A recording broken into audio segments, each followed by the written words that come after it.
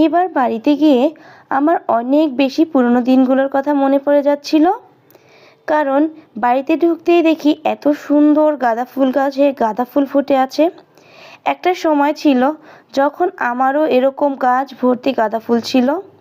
ছোটবেলা থেকেই আমি যেমন ফুল গাছ পছন্দ করতাম, সেরকম আমার খালামণিকেও দেখতাম সে বাড়ির আঙিনায় চারপাশে এরকম ফুল গাছ লাগাতো এবং এই সিজনটায় সারা বাড়িময় ফুল ফুটে থাকতো।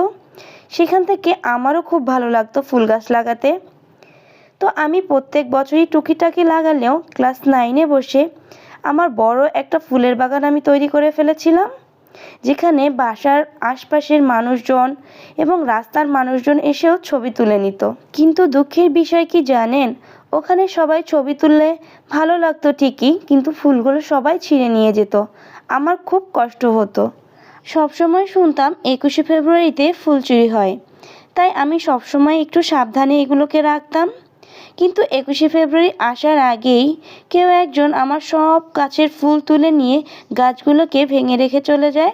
ওই দিনটার কথা আমার সারাটা জীবন মনে থাকবে, কারণ ওই দিন আমি অনেক বেশি কষ্ট পেয়েছিলাম আর সারাটা দিন শুধু কান্না করেই কাটিয়ে দিয়েছি।